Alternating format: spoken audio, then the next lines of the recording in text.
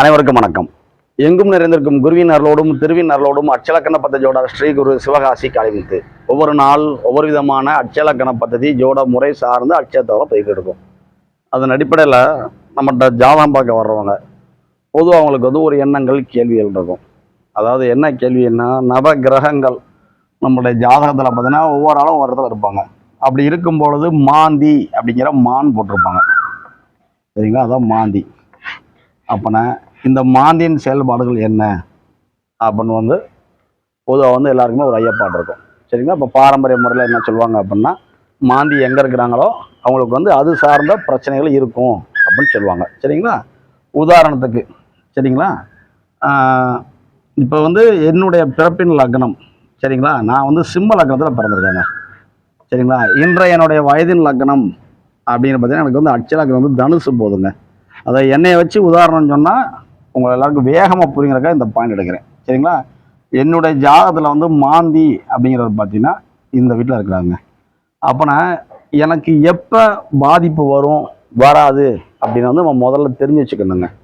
சரிங்களா? அதாவது நம்ம அட்சலக்கண பദ്ധதி அப்படிங்கிற ஜோதிட முறையை கண்டுபிடிச்ச நம்ம ஆசிரியர் உயர்ந்திர புகழமுத்து ஐயா அவங்க என்ன சொல்கிறாங்கன்னா, அதாவது ஜென்ம லக்னத்திலிருந்து நம்ம வந்து அனைத்து கிரகத்துக்கும் பலன் எடுக்கும் பொழுது பலன்கள் வந்து கொஞ்சம் தடுமாறும். அதே இது அட்சய லக்னத்திலேருந்து பார்க்குறப்ப நம்மளுக்கு வந்து பலன்கள் வந்து துல்லியமாக வரும். சரிங்களா? அப்போனா இன்னைக்கு நான் எதை பார்க்கணும் அப்படின்னா, இந்த அட்சய லக்னத்திலிருந்து இந்த மாந்தி எங்கே இருக்குது. இப்போ உதாரணம் நம்மளோட கேள்வி வந்து மாந்தியை பற்றி மட்டும்தான். சரிங்களா? அப்படி எடுத்துக்கோங்க. அப்புறம் மாந்தியின் தன்மை என்ன அப்படின்னோம்னா, தனுசு அட்சய லக்னத்துக்கு அட்டமத்தில் மாந்தி இருக்கிறாரு அப்படின்னு அர்த்தம். சரிங்களா? இது ஒரு குறிப்பாக எடுத்துக்கோங்க. அப்படி இருக்கிறப்ப இந்த மாந்தி எப்போ செயல்படுவார் அப்படின்னு ஒரு நுணுக்கத்தை வந்து எங்களுடைய ஆசிரியர் உயர்ந்த தொடுமுறையா வந்து அவருடைய வகுப்பின் படிநிலைகள், இப்போ உதாரணத்துக்கு பேசிக்கு அட்வான்ஸ் 2 அப்படின்றதுல வந்து மாஸ்டர் அப்படிங்கிறதுல வந்து நமக்கு வந்து சொல்லிக் கொடுத்துருக்காங்க. அதாவது தொழில்முறை ஜோடர்களாக இருக்கிறவங்களுக்கு சரிங்களா ஒரு நுட்பமான கேள்விகள், அதாவது கேள்விகள் 1000 அப்படிங்கிற மாதிரி நம்ம வந்து வகுப்பில் வந்து திடீர்னு கேட்பாங்க. பார்த்தீங்களா? நம்ம கூட படிக்கிறவங்க ஜோடத்தை தொழிலாக கொண்டவங்க வந்து ஒரு ஆளும் ஒவ்வொரு சில கேள்விகள் கேட்பாங்க ஐயாட்ட கிளாஸ் முடிஞ்ச பிறகு. அப்படி கேட்கும்போது ஒரு நண்பர் கேட்ட கேள்விக்கு ஐயா சொன்ன பதில். சரிங்களா? அப்புறம் நம்ம என்ன புரிஞ்சுக்கணும்னா, இந்த மாந்தி அப்படிங்கிறது இந்த 10 வடம் இயங்குமானா இயங்காதுங்க. இதை நீங்கள் நல்லா புரிஞ்சுக்கணுங்க.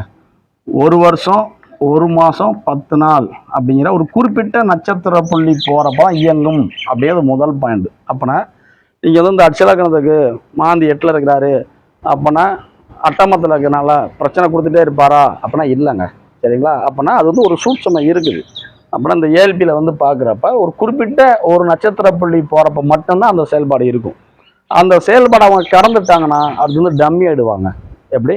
அவனுடைய செயல்பாடுகள் வந்து இருக்காது. இப்போ ஒரு உதாரணத்துக்கு இந்த ஜாதகத்தில் மாந்தி அப்படிங்கிற எங்கே இருக்காருன்னா நீர் ராசி அப்படிங்கிற இடத்துல இருக்கிறார். சரிங்களா? இதை நீங்கள் புரிஞ்சுக்கணும். அப்போனா எனக்கு எதனால் பிரச்சனை வரும், கண்டம் வரும் அப்படின்னு வந்து மாந்தி உணர்த்துறாரு. ஒரு மனிதனுக்கு ஒரு உயிருக்கு சமமான கண்டங்கள் வருகின்றது அப்படின்னா மாந்தி எங்கே நிற்கிறாரோ அந்த இடத்துல கூட பார்த்துக்கலாம். சடன் விபத்து. சரிங்களா? அப்படின்னா இது வந்து நீர் ராசியாக இருக்கனால எனக்கு வந்து நீரில் கண்டம் உண்டு அப்படிங்கிறோம். இது வந்து ஆற்று நீர். சரிங்களா? அப்படி இருக்கனால ஆத்தங்கரில் குளிக்கிறப்ப கவனமாக இருக்கணும் அப்படி வந்து உணர முடியும். ஏன்னா நான் நிறையா நாளில் வந்து ஆத்தங்கரில் குளிக்க போனேன் அப்படின்னா ரொம்ப எச்சரிக்கையாக இருப்பேன். இதுக்கு மேலே கீழே இறங்க மாட்டேன். இது தன்னைத்தானே தற்காத்து கொள்கின்ற தன்மை. சரிங்களா? அதே மாதிரி எங்களுடைய குலதெய்வம் கோயிலில் வந்து பார்த்தீங்கன்னா ஒரு தெப்பம் இருக்குது. எங்கள் குலதெய்வம் வந்து அர்ஜுனை காத்தையனார், தூத்துக்குடி மாவட்டம் மேலே புதுக்குடி கிராமம் அம்மன்புரம். மேலே புதுக்குடி கிராமத்துக்கு அம்மன்புரம். அங்கே வந்து தெப்பம் இருக்குது. அர்ஜுனை காத்தையனார், அருஞ்சுனை. சரிங்களா? அந்த சுனையில் பார்த்தீங்கன்னா குளிக்கிறப்ப ஒரு லெவலுக்கு மேலே நான் இறங்க மாட்டேன். ஏன்னா எனக்கு தெரியும் தண்ணியில் இறங்கினா நமக்கு ஆபத்து அப்படின்னு. அப்படின்னா தண்ணிக்கிட்ட போகிறப்ப கவனமாக இருப்பேன். எப்படி? பூனைக்கு தண்ணி ஆகாதுங்க. பூனை வந்து தண்ணியில் போய் பட்டுச்சுன்னா இறந்துடும். ஆனால் நாய் வந்து நீந்தி வந்துடும். அப்போ ஒரு மிருகத்துக்கே தெரியுது பூனைக்கு வந்து தண்ணியில் பட்ட ஆபத்துன்னு தெரியுது, நாய் வந்து தண்ணியில் பட்ட நீச்சல் அடிச்சு வந்துடுது. அப்புறம் ஒவ்வொரு மிருகங்களும் ஒரு இடத்துல அது ராஜ்ய வலிமை பெறுது. அதுபோல் என்னுடைய ஜாதகத்தில் இந்த நீர் இடத்துல இருந்தால் பிரச்சனைங்க. இது என்னுடைய பையனுக்கு பார்த்தீங்கன்னா மாந்தி அப்படிங்கிறது காற்று ராசியாக இருக்கின்ற இந்த துலாம் வீட்டில் இருக்குங்க. சரிங்களா? அப்படி இருக்கிறனால என்னுடைய பையனுக்கு நான் எப்படி அலர்ட் பண்ணுவேன் அப்படின்னா, என்னுடைய சின்ன பையன் சரிங்களா, அவன் பிறந்தது கன்னி லக்னம். சரிங்களா? இன்றைய வயதின் லக்னம் அப்படிங்கிறது எங்கே போகுதுன்னா இது வந்து இங்கே வந்து நிற்கிது. அப்போ நான் என்ன செய்யணும், இந்த மாந்தியின் செயல்பாடுகள் எப்படி இருக்குது அப்படின்னா எங்கள் ஆசிரியர் சொல்லி கொடுத்த விதிகளின்படி இப்போ இயங்குதா இயங்கலையா, எப்போ நடக்குமா நடக்காதா, இது இந்த வருஷம் நடக்குமா அடுத்த நட்சத்திரப்படியில் நடக்குமா அப்படின்னு இந்த 9 இந்த இடத்துல இருக்கிற 9 நட்சத்திர பாதங்கள் இருக்குல்ல, இதில் எந்த பாதத்தில் ட்ரபிள் இருக்குங்க வந்து முதல்ல ஷூட் பண்ணணும், கண்டுபிடிக்கணும். கண்டுபிடிச்சு நம்ம அதற்கான பண்ணி நம்ம தற்காத்துக்கிட்டால் போதும். முக்கியமாக பார்த்தீங்கன்னா ஒரு சில நேரங்கள் ஐயா என்ன சொல்லுவாங்க அப்படின்னா, செவ்வாய் சரிங்களா, ராகு சரிங்களா, இவங்க கோச்சாரத்தை இணைகிறாங்கன்னா செவ்வாய்னா நெருப்பு, ராகுனா காற்று. அப்படின்னா காற்றும் நெருப்பும் இணையும் பொழுது நம்மளுக்கு வந்து என்ன ஆகுது, தீ விபத்துக்கள் சரிங்களா. அதே போல் பார்த்தீங்கன்னா சூரியன் சரிங்களா, செவ்வாய் கூட்டல் ராகு அப்படினால வெடி விபத்து தீ விபத்து இப்படி உண்டு சரிங்களா. அப்படின்னா ஒரு சில கிரகங்கள் இணையும் பொழுது சரிங்களா, அதே மாதிரி செவ்வாய் கூட்டல் சனி இதுவும் தீ விபத்து, இப்படி வந்து ஒரு சில கிரகங்கள் இணையும் பொழுது நமக்கு ட்ரபிள் உண்டு. அப்போனா இந்த மாந்தியின் செயல்பாடு எப்படி நடக்கும் அப்படின்னா, இப்போ உதாரணத்துக்கு இப்போ மாந்திங்கிறது எனக்கு செயல்படுதுன்னு வச்சுக்கோங்க. இப்போ எனக்கு வந்து பூராட நட்சத்திரம் 4ஆம் பாதம் போதுங்க சரிங்களா. அப்போனா நவாம்ச புள்ளி எங்கனாலும் போகலாம். எப்படி ஐயா சொல்லி கொடுத்த விதிகளின்படி நவாம்ச புள்ளி எந்த நவாம்சமும் போகட்டும். அப்படி போகும் பொழுது கோச்சார கிரகங்களாக இருக்கின்ற சரிங்களா, ஒரு சில நேரங்களில் இந்த 5ஆம் அதிபதி அப்படிங்கிறதும் இந்த 8ஆம் அதிபதி அப்படிங்கிறதும் சம்மந்தப்படும் பொழுது, கூடவே 10ஆம் அதிபதி அப்படிங்கிறவர் சம்மந்தப்படும் பொழுது அவங்களோட சுய ஜாதகத்தில் அச்சலக்கணத்திற்கு 2ஆம் அதிபதி 5ஆம் அதிபதி 8ஆம் அதிபதி 10ஆம் அதிபதி கோச்சாரத்தில் சங்கமிக்கும் பொழுதும் அதே தருணத்தில் மாந்தியின் இயக்கங்கள் அந்த நேரத்தில் இருக்குது. இப்போ உதாரணம் எனக்கு புறம் 4 போகுது, இந்த புறம் 4 போகிறப்ப எனக்கு மாந்தியில் நான் அஃபெக்ட் பண்ணணும்னு ஒரு அமைப்பு இருக்குன்னு வச்சுக்கோங்க. இந்த நேரத்தில் நான் என்ன செய்யணும், இந்த 2ஆம் அதிபதியாக இருக்கிற சனி பவனுடைய இயக்கங்களையும் 5ஆம் அதிபதியாக இருக்கின்ற செவ்வாயோட இயக்கங்களையும் 8ஆம் அதிபதியாக இருக்கிற சந்திரனுடைய இயக்கங்களையும் 10ஆம் அதிபதியாக இருக்கிற புதனுடைய இயக்கங்களையும் நான் கண்கொத்தி பம்பா பார்க்கணும். இந்த கிரகங்கள் ஒன்றுக்கொன்று எங்கேயாவது பார்க்கும் பொழுது இந்த மாந்தியின் செயல்பாடு தீவிரமாயிரும். எப்படி இந்த மாந்தியின் செயல்பாடு கண்டிப்பாக அந்த செயல் நடக்கும். அப்படின்னா இதில் வந்து தற்காத்துக்கிறதுக்கு என்ன செய்யணும், ரொம்ப ஈஸிங்க. ஐயா அடிக்கடி சொல்லுவாங்க, நம்ம மாதிரி ஜோடர் எல்லாரும் போக வேண்டிய கோயில் வந்து வேதாரண்யம். எப்படி வேதாரண்யம் சரிங்களா. அந்த வேதாரண்யம் சிவன் கோயிலை போய் நீங்கள் வழிபாடு பண்ணிட்டீங்க, சும்மா போயிட்டு வாங்க கேஷுவலாக, அங்கே போய் சாமி கும்பிட்டு வந்தாலே போதும். தவ கோலத்தில் வந்து விஸ்வாமித்திரர் இருப்பார் சரிங்களா, வன்னி மரத்து கீழே. உள்ளே போய் நீங்கள் எல்லா சாமியும் கும்பிடுங்க, உங்களுக்கு எப்படி எப்படி சாமி கும்பிட்டு நினைக்கிறீங்களோ அப்படி எப்படி கை எடுத்து கும்பிட்டுவாங்க சரிங்களா. இப்படி தான் பூஜை பண்ணணும், இப்படி தான் பண்ணுங்களாம் கணக்கு கிடையாது. நீங்கள் போனால் போதும். போகும்பொழுது இந்த மாந்தியின் செயல்பாடுகள் சரிங்களா வேதாரண்யம் சிவன் கோயிலில் போகும்பொழுது கட்டுக்குள் வரும் சரிங்களா. அப்படின்னா இந்த மாந்தியின் இயக்கங்கள் இப்போ நான் சொன்ன அமைப்பின்படி, இப்போ உதாரணத்துக்கு போட 4 எனக்கு போகுது, தனுசாட்சி இலக்கணம் அட்டமத்தில் மாந்தி இருக்கிறாரு, இப்போ உதாரணமாக இயங்குறாருங்கிற நாங்கள் கண்டுபிடிச்சு வச்சுக்கலாம். அதனால நம்ம வந்து அதை கணப்படி போய்க்கிறோம். ஒருவேளை இவரோட இயக்கங்கள் இப்போ இல்லை, ஏற்கனவே நான் இயங்கி முடிச்சிட்டார் அப்படின்னா நம்ம அதை பற்றி கவலைப்பட தேவையில்லை. அப்போ நம்ம பொதுவாக என்ன குறிப்பாக முத்தாய்ப்பா சொல்கிறோம்னா, அவரவருடைய அட்ச லக்னத்திற்கு மாந்தியின் செயல்பாடுகள் ஒரு குறிப்பிட்ட நட்சத்திர புள்ளியில் மட்டும்தான் இயங்கும், மற்ற நேரம் இயங்காது.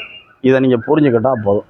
அது எந்த நட்சத்திர புள்ளி என்ன அப்படிங்கிறது அவங்க சுய ஜாதகமே விளக்கும் சரிங்களா. அப்படின்னா அட்சலக்கண பദ്ധதி ஜோடர்களை போய் நீங்கள் அணுகும் பொழுது, இல்லை அட்சலக்கண பദ്ധதி படிக்கும் பொழுது, அப்படி இல்லை அப்படின்னா மேல்நிலை வகுப்பில் போகும் பொழுது நம்முடைய ஆசிரியர் சொல்லி கொடுப்பாரு சரிங்களா. அதாவது பாடம் படிக்கும் பொழுது நம்மளை அறியாமல் கூட படிக்கிறவங்க நிறைய கேள்வி கேட்பாங்க. அப்போ நம்ம என்ன செய்யணும், அந்த கேள்விகள் ஏன் கேட்கப்படுகிறன்னா அதற்கு ஐயா என்ன விளக்கம் கொடுக்குறாங்க அப்படின்னு நம்ம கேட்டுக்கிட்டோம்னா, பூஜ்ஜியமாக இருக்கின்ற நம்ம சின்ன சின்ன முட்டையாக போட்டுட்டே போகிறோம். நம்ம சின்ன பிள்ளை கோழி கொண்டு விளாண்ட மாதிரி ஐயா அப்படிங்கிற நம்முடைய ஆசிரியர் பெருதிரு பௌடமூர்த்தி ஐயா ஒரு ஒன்றாக நிற்பார். அப்போனா பூஜ்ஜியத்துக்கு முன்னாடி 1 இருப்பதனால நம்மளுடைய செயல்பாடுகள் பல மடங்கு பெருகுது சரிங்களா. அதே மாதிரி ஐயா அடிக்கடி சொல்வார், குரு அப்படின்னு வந்து ஒரு குச்சி மாதிரி, நம்ம படிக்கிற மாணவர்கள் வந்து பக்கத்தில் இருக்கிற ஒரு கொடி மாதிரி, இந்த கொடியோ இந்த மரமோ இப்படி சாஞ்சி போகாமல் இருக்கிறதுக்கு இந்த குச்சி வந்து ஸ்ட்ராங்காக இருக்கணும். அப்போனா இந்த குச்சியை ஒட்டிக்கிட்டே நம்ம என்ன செய்யும், கொடி வந்து இப்படி வளர்ந்து வளர்ந்து பெருசாக போயிடும் கொடியாக இருந்தால். அப்படி இல்லைன்னா இந்த குரு அப்படின்ற குச்சியை அதை ஒட்டி இருக்கிற ஒரு மரம், சின்னதாக நம்ம தான் மரம் அப்படின்னு வச்சுக்கோங்க, இதை ஒட்டி வச்சிட்டோம்னா அந்த மரம் வளருவதற்கு இந்த இது வந்து முதல்ல தேவை. இதை கட்டுவாங்க. கொஞ்சம் காலங்கள் ஆக ஆக ஆக என்ன ஆகும், இது அப்படியே கற்பா விருட்சமாக அந்த மரம் வந்து வளர்ந்துடும். அதுபோக ஒரு ஆசிரியர் அப்படிங்கிறவரும் நம்மளுடைய குருவாக இருக்கிறவரும் நம்மளுக்கு வந்து ஒரு மரக்குச்சி போல இருந்து செயல்படுகிறார். எதற்கு? நம்மளை வளர்ப்பதற்கு. சரிங்களா? அப்படி இருக்கனால வகுப்பில் கவனம் செலுத்தும் பொழுது நீங்கள் வந்து எந்த ஜோடமாலும் படிக்கலாம். அப்படி படிக்கும் பொழுது உங்களுடைய குருமாக இருக்கிற ஆசிரியர்கள் சொல்லி கொடுக்கின்ற விதத்தை கொஞ்சம் உள்ளார்ந்து கவனிச்சுக்கிட்டிங்கன்னா நம்மளை வாழ்நிலையிலேருந்து ஜெயிச்சிடும் அப்படிங்கிறதும், மாந்தியை பற்றி நம்ம கவலைப்பட தேவையில்லை அப்படிங்கிறதையும் இந்த நேரத்தில் வந்து பதிவிடுறேன். அவர் வந்து ஒரு சில குறிப்பிட்ட நேரத்தில் மட்டும்தான் செயல்படுவார். இப்போ உதாரணத்துக்கு இவர் நீர் ராசியில் இருந்தார், நம்ம கவலைப்பட்டோம். இது காற்று ராசியில் இருக்குது. அப்புறம் மூச்சு சுவாசம் சார்ந்த ட்ரபிள் வந்து உண்டு. சரிங்களா? இப்படி நம்ம ஒன்றா எடுத்துக்கோம். இப்போ உதாரணத்துக்கு இது வந்து நெருப்பு ராசி, இது வந்து நிலம் ராசி. சரிங்களா? உதாரணத்துக்கு மாந்திங்கிறவர் இங்கே இருக்கிறார் அப்படின்னா இவங்களுக்கு வந்து நிலத்தில் போகிறப்ப தரையில் அடிபட்டு விழுவதற்கான வாய்ப்புகள் உண்டு. சரிங்களா? ஆனால் இது எப்போ நடக்கும்? 2ஆம் அதிபதி, 5ஆம் அதிபதி, 8ஆம் அதிபதி, 10ஆம் அதிபதி இவங்க வந்து கோச்சாரத்தில் லிங்க் ஆனால் மட்டும்தான் இந்த மாந்தியின் செயல்பாடு உண்டு. சரிங்களா? அப்போனா கோச்சாரத்தையும் பார்த்துக்கிட்டே இருக்கணும். அன்றாட கோச்சாரத்தை பார்த்துக்கிட்டே இருக்கும் பொழுது நம்மளுக்கு இந்த மாந்தியின் செயல்பாடு எப்படி இருக்குது அப்படின்னு உணர முடியும். சரிங்களா? ஒரு நல்ல அற்புதமான ஜோட முறை. நேற்று எனக்கு ஜாதகம் பார்க்க ஒருத்தவங்க வந்திருந்தாங்க. அவங்க இதை பற்றி கேட்டாங்க, மாந்தியை பற்றி கேட்டாங்க. அப்புறம் அவங்க ஜாதகத்தில் வந்து அந்த மாந்தி அப்படின்னு வந்து செயல்பட்டு முடிஞ்சிருந்தார். அதனால் வந்து ஒரு 3 வருஷத்துக்கு முன்னாடி உங்கள் பையனுக்கு முழங்கால் அடிபட்டிருக்கும் அப்படின்னு. ஆமாம், அடிபட்டது அப்படின்னாங்க. என்ன காரணம்னா அவங்களுடைய அட்சலக்கணத்திற்கு 10ஆம் இடத்துல மாந்தி இருந்தார். 10 அப்படின்னா முழங்கால். சரிங்களா? நம்ம ஐயா சொல்லி கொடுத்துருக்காங்களா? அப்போனா அந்த முழங்காலில் அடிபடணுங்கிற பிராப்தம் இருந்தது, அடிபட்டுருக்கு. சரிங்களா? அதனால் கோச்சாரத்தை நம்ம கண்கொத்தி பாம்பாக பார்த்துக்கிட்டே இருக்கும் பொழுது கோச்சார நிகழ்வுகள் நமக்கு அனைத்துமே சுட்டி காமிக்கும் அப்படிங்கிறத வந்து நம்ம வந்து இதை வந்து பதிவிடுறோம். சரிங்களா? இப்படிப்பட்ட அற்புதமான ஜோட முறையாக இருக்கிற நமது ஏஎல்பியை கண்டுபிடிச்சா நமது ஆசிரியர் உயர்வு பௌர்ணமத்தையாகும் அவர் வழிநடத்தி செல்கிற அனைத்து குருமக்களும் நன்றி சொல்கிறோம். அனைவருக்கும் நன்றி. வாழ்க வளமுடன்.